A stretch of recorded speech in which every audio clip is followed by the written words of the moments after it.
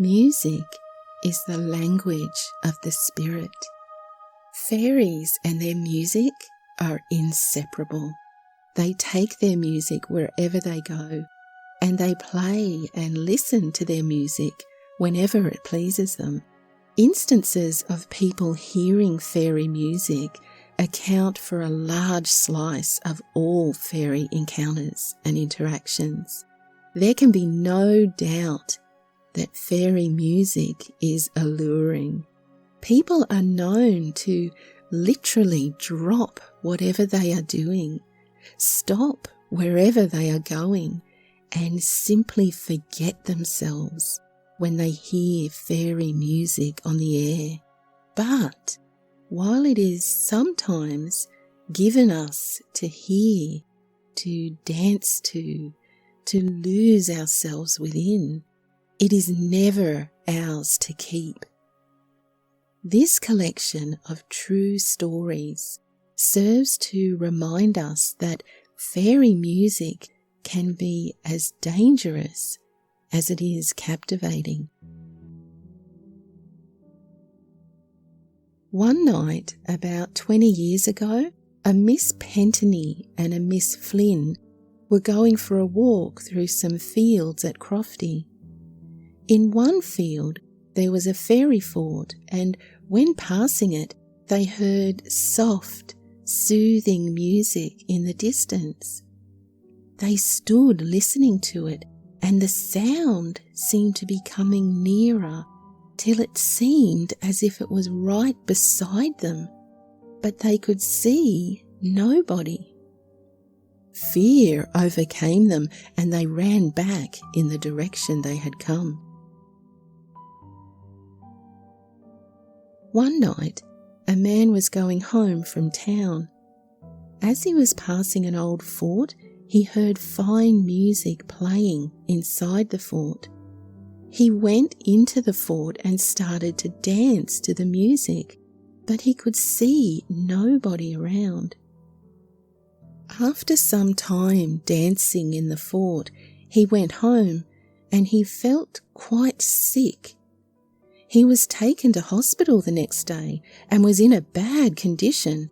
The doctors said he had a fairy stroke, and while he was sick, he spent all the time talking about the music and the fairies, and he said he was going to go with the fairies. He died in the hospital just a couple of days later. There is a big hill in Kildoney near the shore, and it is said if anyone is around at night, they will see fairies and hear them playing music. One night, there were a few men cutting wrack in the rocks below the hills, and they heard the music. They listened for a while, and one of the men called up, "Play the Harvest Home," and at once the tune was played. Even yet, it is said the same music can be heard there. One night there was a man coming from working at hay, and when he came to the same hill, he saw a little man, like a fairy. The man went on, and when he came closer, the fairy threw a rope up in the air and began to climb up it. When the man came to the spot where he saw the fairy at first, there was no sign of him at all, but he could hear the fairy music. A lot of people searched for gold in Glenagross because the people knew for certain that there was gold hidden there. One day, they went to the fort where they thought the gold was hidden, and they blew up with dynamite a tree that was growing in the fort. Then they got shovels and spades, and they dug a deep hole in the ground. And it is said that as they were making the hole deeper, the gold was sinking more and more into the ground. At length, the day became very hot, and sweat was pouring out through the pores of the men, So they threw off their coats. Immediately, a fairy wind rose and took their coats up into the clouds. At the sight of this, the men became afraid, and they knew that they had done a wrong thing, so they immediately began covering the hole. Soon after, their coats were left in the same place they were, but they were drenched with dew, and as the men approached them, they heard strange singing. They were terrified as they listened to this fairy music. They put on their coats, and at that moment, the fairy music ceased. This music is still sometimes heard in our glen on moonlight nights. About 50 years ago, there lived in Ballylosky a man who went on his ceilidh every night. One night as he was going, a fairy came out in front of him and told him to come into a house at the side of the road. When he went in, he heard a beautiful music, and the fairy told him he must not tell his wife where he was. When he returned home that night, his wife questioned him about his ceilidh, but he refused to tell her anything. He went back the second night and he heard the same beautiful music, but this time when he went home and his wife asked him the same question, he told her his secret. He told her where he had been. The third night he went, he got lashed and battered, and the fairy told him to go home and tell that to his wife. There is a fairy ring in the townland of Tardrum. This one is circular in shape with a hollow in the middle, and in the spring it is covered with bluebells. There is a story of a small boy who was out on his own street with a tin cup in his hand. He stood there listening as he heard nice music coming from the direction of the ring, and soon he was surrounded by a great number of small boys. They began dancing around him and dragging him away. They took him on till they came to the fairy ring. There they tried to get the cup from him, but he held on to it hard. Then they all just went away and left him standing there. He got home many hours later. His parents and neighbours had been out looking for him every place, including the fairy ring, but they had not seen him in it. There is a field in Templetoy in which there is a very ancient bush called the Fairy Bush. Long ago, 2 young girls in the neighbourhood went to a crossroad dance one Sunday afternoon with strict orders from their parents to be home at a certain time. On their way home, they came through the field where this bush was. On coming near the bush, they heard great music and laughter, and on coming closer, they saw a party of small, well-dressed ladies and gentlemen dancing around the bush. They remained a considerable time watching the party, and when they went home, they were asked by their parents why they were so late, and the girls told them what they had heard and what they had seen.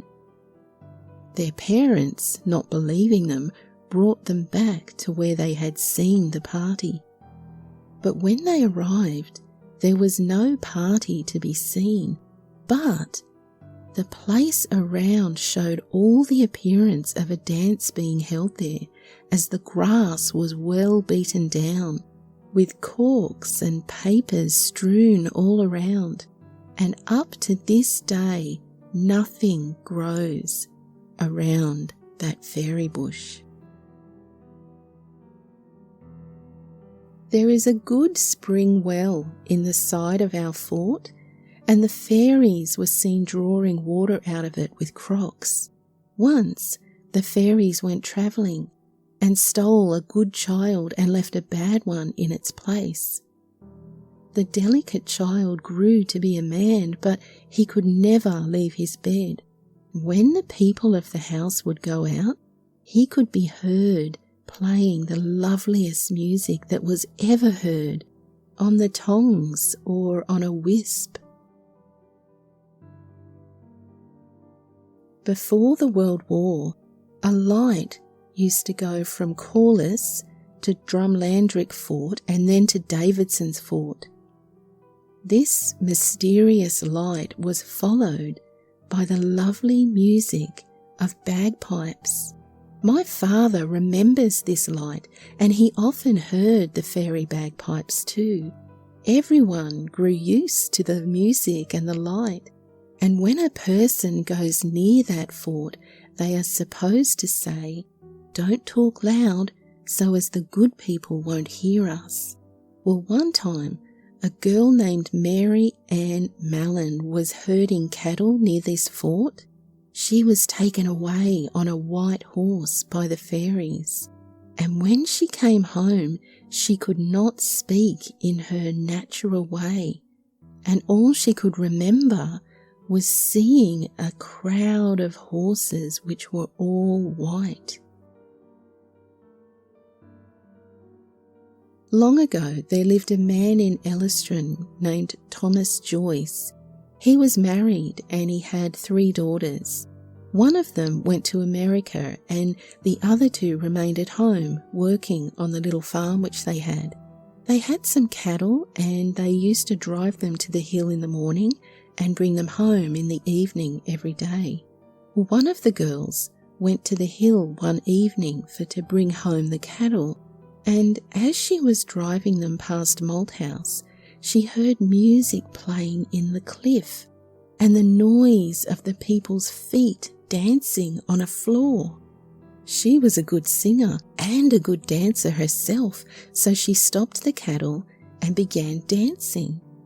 After she was a while dancing, she thought she would stop, but it failed her. The fairy music was keeping her dancing until nightfall. Then, when it was getting dark, a band of fairy men came and brought her with them. The cattle went home alone that night, and the people didn't know what happened to her, and it was too dark to go looking for her, and so they all went to bed that night thinking that she would come the next day. That night, her mother had a dream that the girl was gone in the fairies, and that she must leave food on the end of the table near the door, so that the girl would get it when she would be hungry. There was no light to be had at the time but the light of the fire, so every night the old woman used to leave potatoes on the end of the table, and the daughter came every night to eat them. One night she came, and she said to the old woman that the next night she would come would be the last one, and that she could come no more.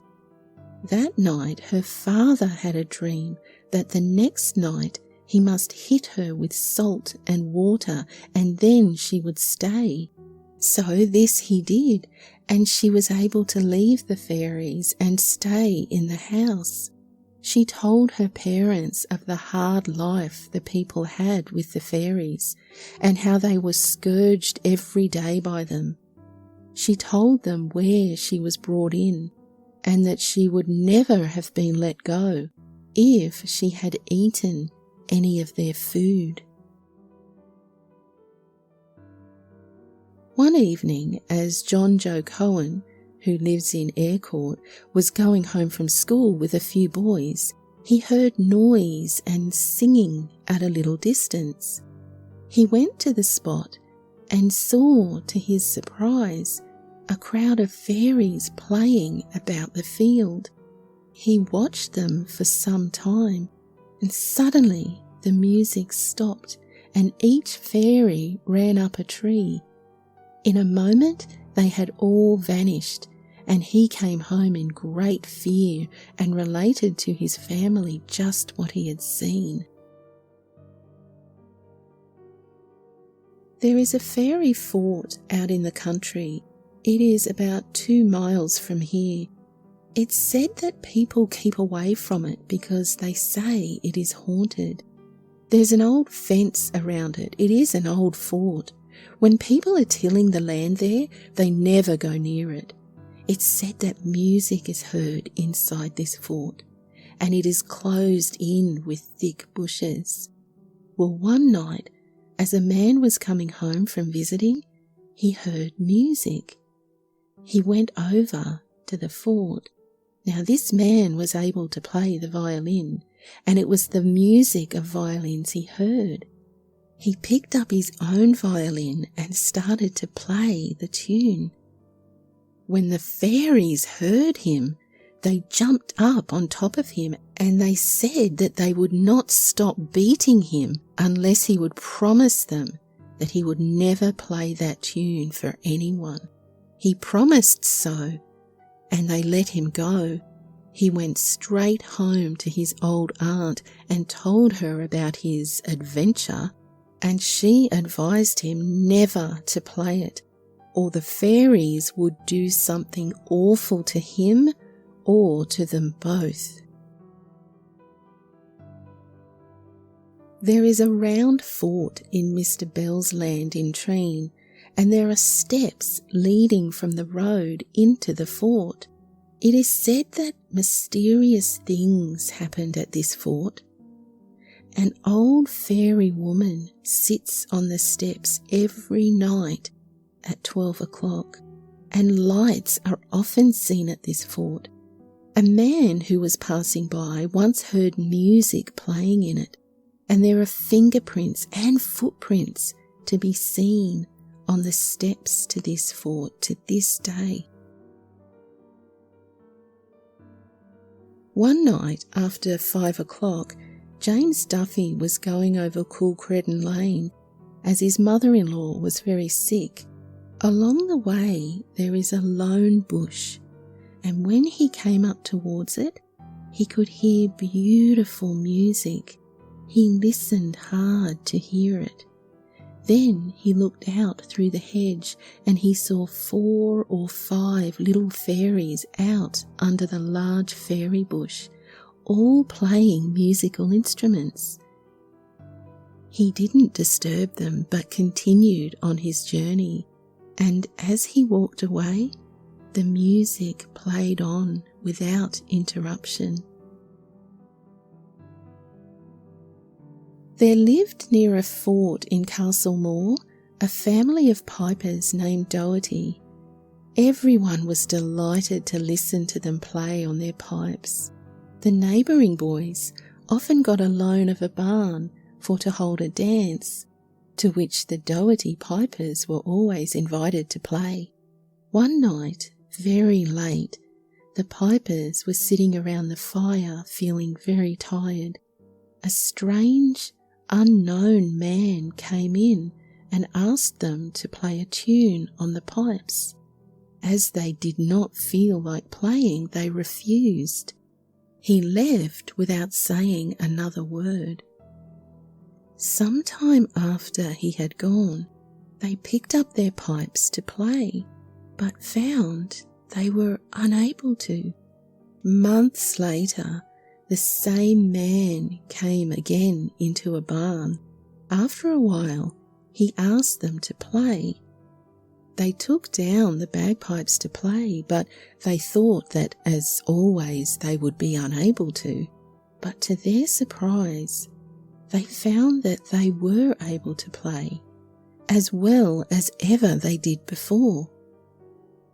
When the man left that night, they went to the door to see which way he would go, but as soon as he went outside, he disappeared.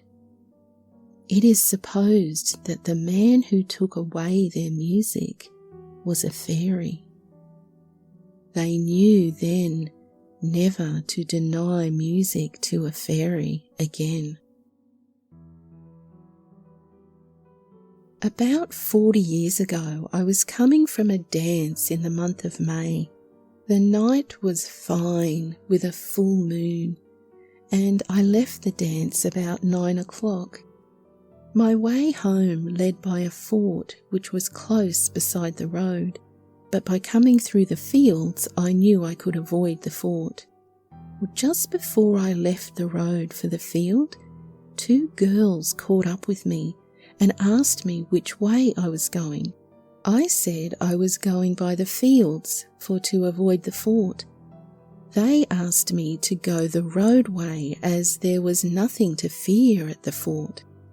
I got onto the fence to go on the fields, but they pulled me back, and for some reason that I cannot account for to this present day, I went with them on the road.